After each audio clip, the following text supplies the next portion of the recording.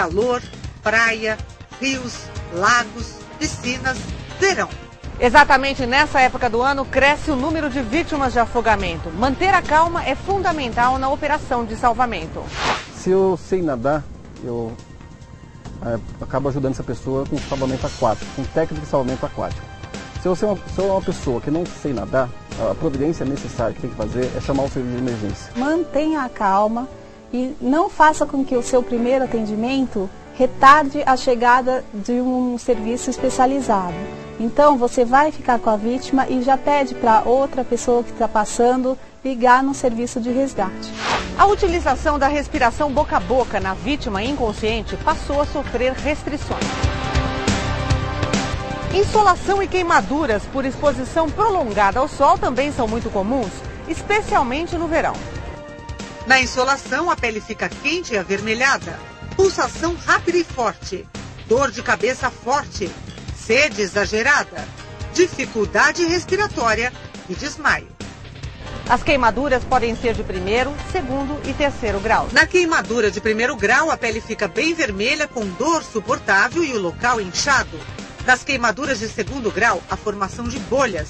As queimaduras de terceiro grau apresentam aspecto seco, esbranquiçado ou carbonizado. Praticamente não há dor no local e não ocorrem bolhas. Pega uma toalha úmida e cobre o paciente com essa toalha úmida, porque você vai evitar o quê? Vai evitar a contaminação desse corpo que está aberto. Tentar não tirar a roupa do paciente nas áreas em que o tecido está grudado na queimadura, porque isso vai ocasionar lesão ainda maior do que a que já existe. Jamais use tecido seco, porque ele vai grudar no corpo da vítima e na hora de retirar, ele vai aumentar a área da lesão.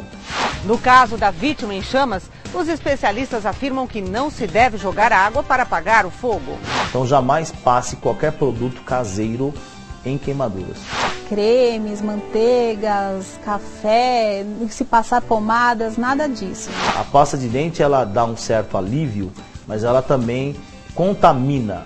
Então ela traz mais malefício que benefício. Em acidentes graves com sangramento, entrar em pânico é a pior coisa para a vítima, que precisa ficar calma para não ter hemorragia. Evite o pânico, porque quanto mais alterado você estiver no local do ferimento, você vai ter uma hemorragia mais forte. Sentiu sonolência? Procure conversar com você mesmo, lembrar de coisas boas e mantenha-se acordado. Isso é muito importante. Deve-se colocar um pano limpo em cima da ferida e segurar com força. Pode usar como medida de exceção um torniquete, envolver um pano ao redor do membro e apertá-lo. Colocar sacos nas mãos para que não haja um contato direto com o sangue. Os corriqueiros acidentes de trânsito também exigem cuidados especiais, principalmente com motociclistas envolvidos. Toda vítima de trauma que estiver inconsciente deve ser tratada como portadora de lesão na cervical. Isso é uma regra. Se o desmaio for por um trauma, é bom que não se mexa no pescoço, não se estenda a cabeça. No caso da perda de um membro, se deve colocar o membro dentro de um saco limpo, fechar o saco e colocar esse saco dentro de um recipiente com gelo e levá-lo junto com o paciente até o hospital. E no meio desta aglomeração ainda pode haver gente passando mal e que também vai precisar de primeiros socorros. Evitar que as pessoas fiquem amontoadas, que fiquem próximos dessa vítima. Você deve afrouxar as vestes para garantir uma boa circulação e manter essa vítima com as vias aéreas liberadas, e você vai monitorando, verificando se ela ainda tem pulso, se ela tem respiração. Esse procedimento também serve para o atendimento de pessoas que desmaiam, mas não é só isso. Vamos elevar os membros inferiores uns 30 centímetros do chão e manter essa vítima com as vias aéreas liberadas. Elevar a mandíbula para que o ar entre até os pulmões e desobstrua a via aérea.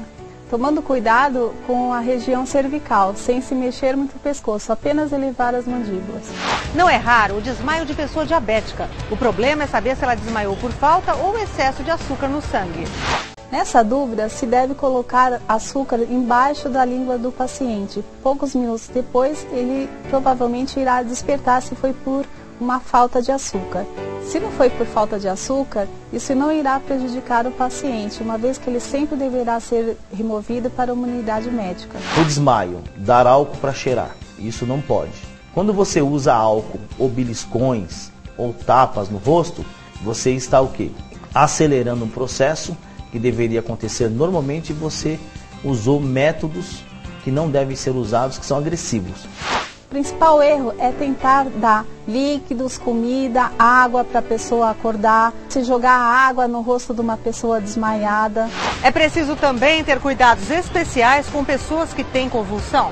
A primeira medida tomada num paciente convulsionando é tentar afastar objetos que possam machucar a pessoa.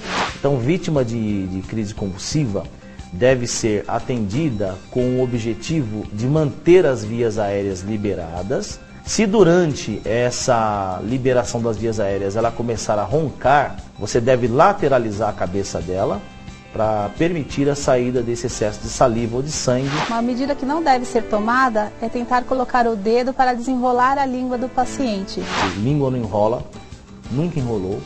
A língua é usada para enrolar os outros, mas a língua não enrola. Deve-se apenas tentar controlar os movimentos bruscos da cabeça para que o paciente não tenha um traumatismo craniano, por exemplo. A segunda medida é não conter os movimentos.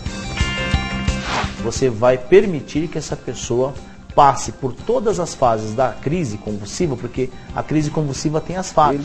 E após terminar a crise, se deve manter o paciente deitado no chão, com a cabeça e a mandíbula estendida, e observar a ventilação dele. Crise convulsiva não é nada agradável de se ver, mas susto mesmo é quando a gente vê alguém engasgado, tentando respirar e não conseguindo. Respira devagar, respira fundo, devagar. Você não está engasgado não, devagar. Se a vítima não demonstrar essa condição de falar, é porque a obstrução é total. Sendo total, você deve entrar com a manobra de desengasgamento. Fique em pé atrás da vítima. Os braços devem estar ao redor da cintura da pessoa. Com a mão fechada, fazer pressão nessa região da barriga. Com 4 compressões, a pessoa deve expelir o objeto que a estava sufocando. Já um bebê, se tiver o bebê consciente, colocá-lo no braço, com a cabeça mais baixa do que o corpo, e fazer tapotagens no tórax da criança, para tentar ver se o objeto sai pela boca. Se o bebê estiver inconsciente, se deve colocar o bebê também no braço, com a cabeça mais baixa, mas com a barriga virada para cima, e comprimir o peito da criança. Bater nas costas, dizer São Brás, na panela tem mais, olhar para cima, isso não vai resolver. Se um leigo presta um socorro adequadamente nos primeiros minutos, até a chegada de uma unidade especializada, isso pode mudar completamente a vida do paciente e as sequelas que ele poderia vir a ter com esse incidente.